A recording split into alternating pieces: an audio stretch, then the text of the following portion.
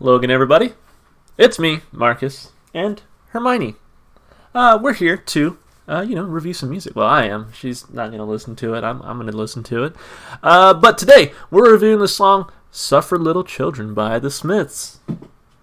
Bye.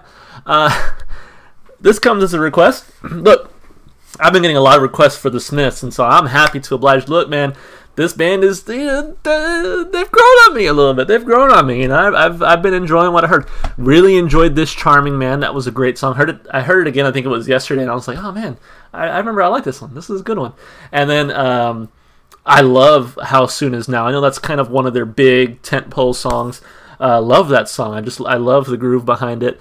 I've come to really appreciate, what did I say, How Soon Is Now? That's the one I just said, right? God, I've come to appreciate I Know It's Over. It's a lovely song with a lot of really lovely lyrics that I really appreciate from that song. I remember the first time I said it, I was like, I don't know about this song, man, but it's really grown on me a lot. This band has grown on me a lot, and I'm really excited to see what else they can do here. So, with a title like Suffer Little Children, I'm sure we're in for a pretty interesting ride here. So, anyway, like I said, this comes as a request. As always, if you would like to request something, please just leave a comment down below, and I'll be sure to get to it, eventually. For now, let's listen. Suffer Little Children by The Smiths. Here we go.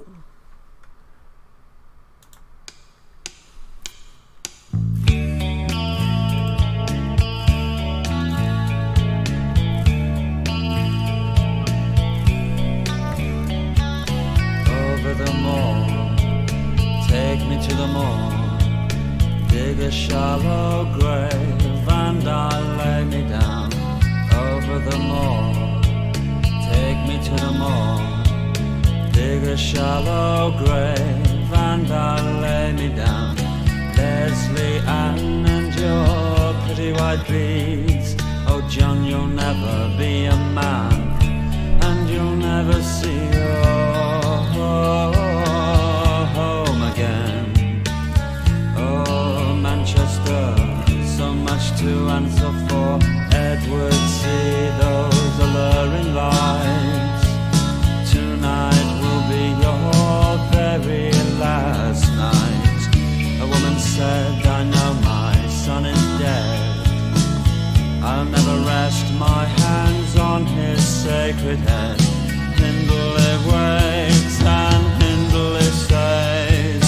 Hindley wakes, Hindley wakes, Hindley wakes and stays. Oh, wherever he has gone, I have gone. But fresh lilac, moorland fields cannot hide the stolid stench of death. Fresh lilac, moorland fields cannot hide the stolid stench of death. Hindley waits and says, Hindley waits, Hindley waits, Hindley waits and says, oh, whatever he has done, I have done. But this is no easy ride for a child cries. Oh, find me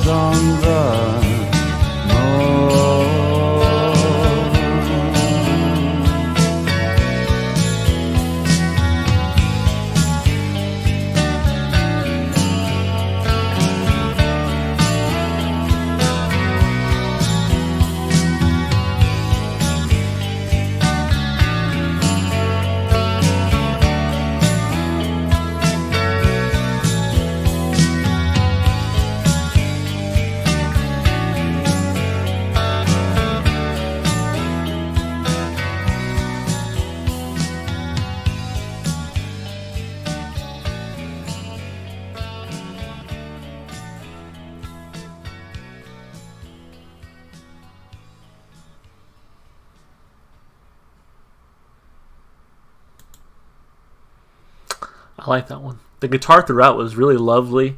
Man, that really hooked me, and Morrissey sounds great. Again, when I first listened to the Smiths, I really just couldn't get into his voice, but now it's so dreamlike, and I love it. I think it just kind of took a couple listens to really get going up there.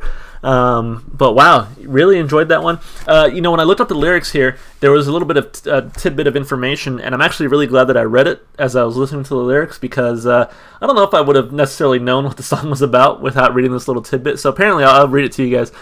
Suffered Little Children is the final track on the Smiths' self-titled debut album.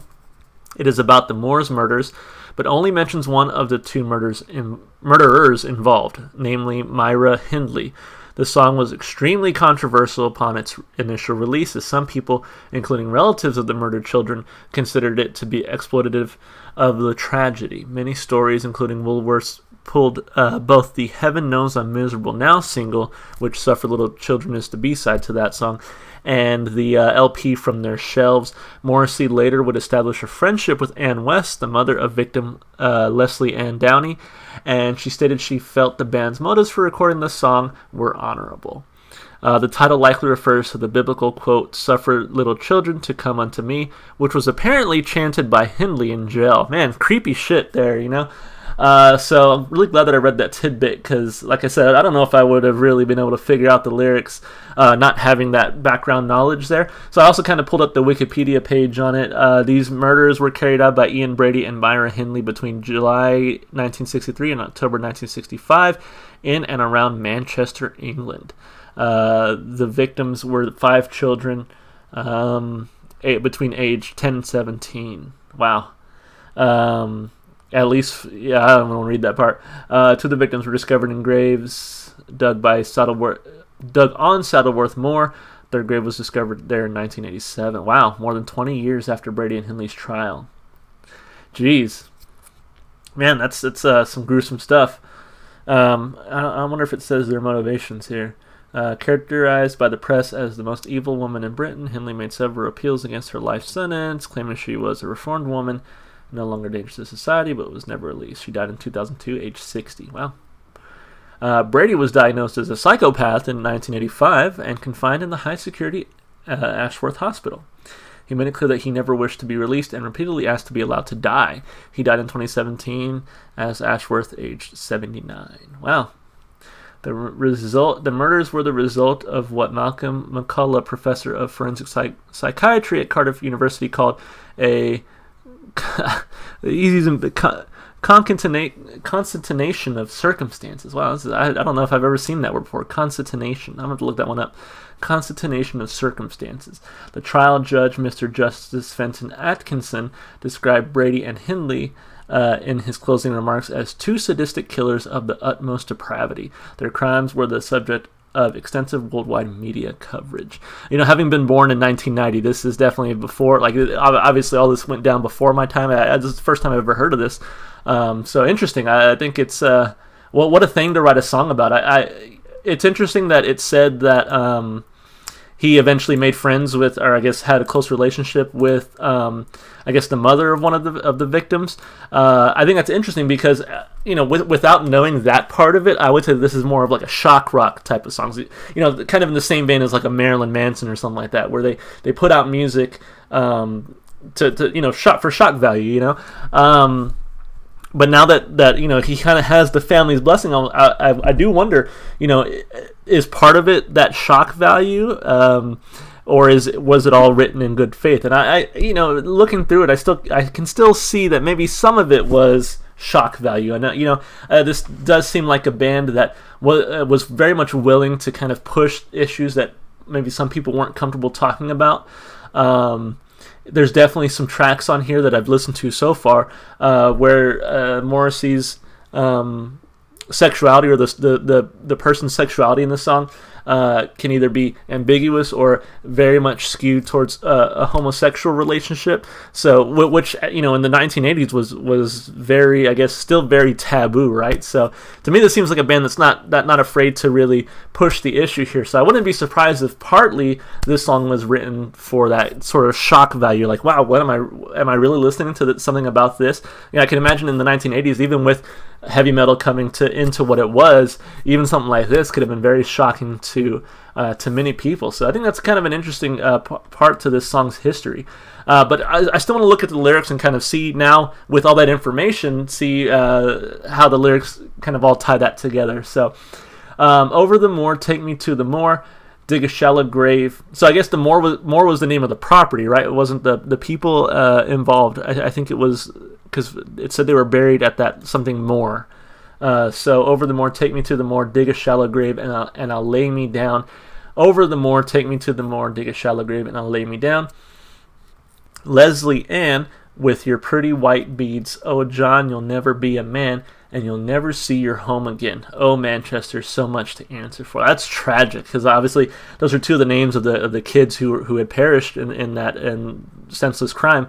So it's just like, wow. And that one line just absolutely hits home. Oh, John, you'll never be a man. Or even Leslie Ann with your pretty white beads. It reminds you these were just children, right? That's tough shit to swallow there, you know.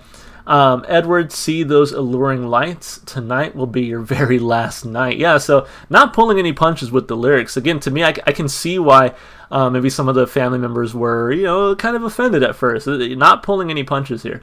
A woman said, I know my son is dead. I'll never rest my hands on his sacred head. That's tragic. Hindley wakes and Hindley says, Hindley wakes, Hindley wakes, Hindley wakes and says, oh, wherever he has gone, I have gone. So Hindley was the name of the murderer, right? So I wonder if, she's kind of saying, like, whatever he does, I'm going to go along with it. So they're both kind of, pretty sadistic there. But fresh lilac moorland fields cannot hide the stolid stench of death.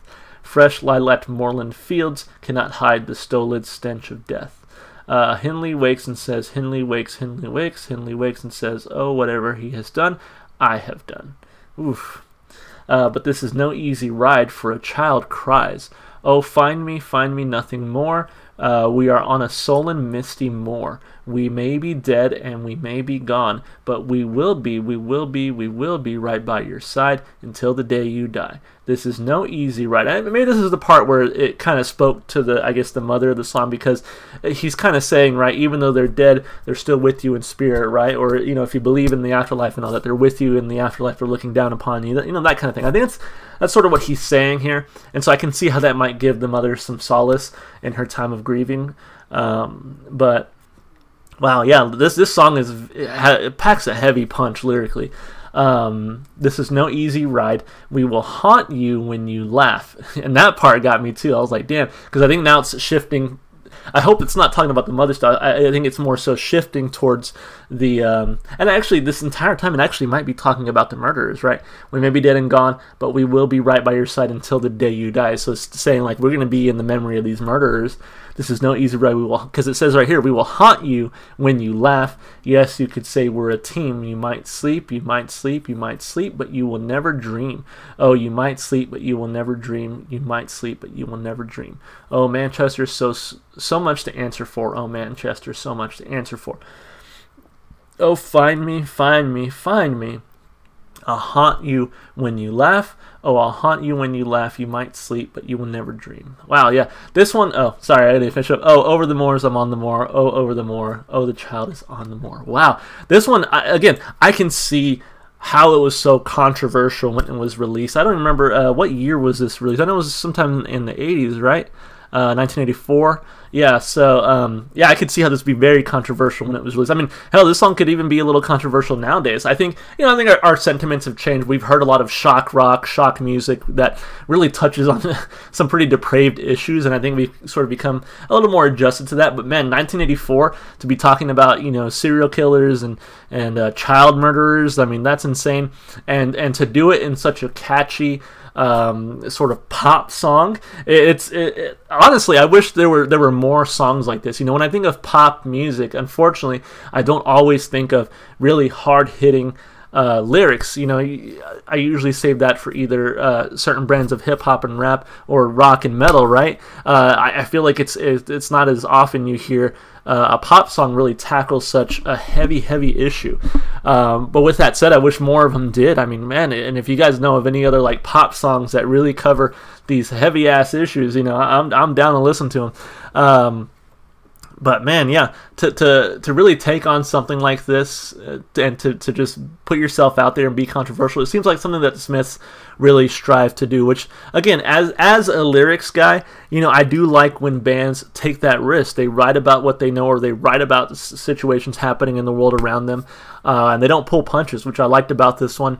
It's a hard one, like lyrically, it's a hard one to sit down and break apart, just because you know, now that I know the dark secret, I guess, behind the song, the dark meaning, I'm like, wow, that some of those lines really hit close to home. Yeah, just amazing writing from top to bottom. That's one thing, regardless of what I've said about the Smiths in the past, that's one thing I've always stuck true to, is that I really love their lyrical writing. They seem to always have something very interesting to say in their songs. And there's always at least one or two lines that really resonate, or that really like hit me where it hurts, where it matters, you know. So hey, lyrically, I'm giving this one 2 thumbs up. Really enjoyed it. Again, props for really, you know, putting yourself out there with sort of that really heavy lyrical content there. As far as instrumentation goes, like I said, I really like the guitar throughout. There were even some bass lines that I liked. Morrissey sounds great throughout, but to me, you know, this one was catchy in the guitar alone. I feel like I'll come back for guitar any day. So that kind of hooked me from the start. But the song sounds great with the lyrics. It's like you have these really dark lyrics, and the song isn't like bright and poppy, so to speak. It does also still have this like Smiths tone to it. They have this sort of style where even when they sound poppy, they still sound depressed, which I really love about them, honestly. So I really enjoyed the instrumentation throughout. I loved Morrissey's vocals here. Man, just solid instrumentation, solid vocals. I give it 2 thumbs up there. As far as replay value goes, look, this one was great. I had a great time listening to it. Again, I always love when a song can make me think about the lyrics and kind of reflect on life and events that have happened. This song does exactly that, and it does it while still being a catchy and good song to listen to. That's the thing. Sometimes, you know, people are so caught up in writing this meaningful lyrical masterpiece that they forget to make the song sound good. This is, to me, is one of those where it's a lyrical masterpiece and it sounds great. Can't wait to listen to it again. I give it 2 thumbs up. So overall, really enjoyed this one. I appreciate the person who requested it. You're definitely going to see more from the Smiths in the future. In fact, I'm looking at this track listing for their first album. I've already done This Charming Man, and I just did Suffer Little Children. But I can tell you right now, I have requests still for Reel Around the Fountain. I've got requests for Pretty Girls Make Graves. I've got a request for The Hand That Rocks the Cradle. So you're definitely going to see a lot more from the Smiths. You're definitely going to see a lot more from this album. I'll be sure to react to them sometime in the future. So keep the requests coming, please, by all means. So if you enjoyed the music, of course, go listen to the artist where you can. One place you can definitely find some Smiths is going to be in my Spotify playlist. It's got every single song I've listened to so far on my channel. Makes for a pretty weird listen, honestly. It is. I cover so many genres in my channel that it's going to be a fun listen, hopefully, for you guys. If you want to support me, just do all the normal stuff you do on YouTube, like and subscribe and comment. And that's it for me, guys. Really hope you guys are staying safe and healthy, and I hope to see you guys in the next video. Bye.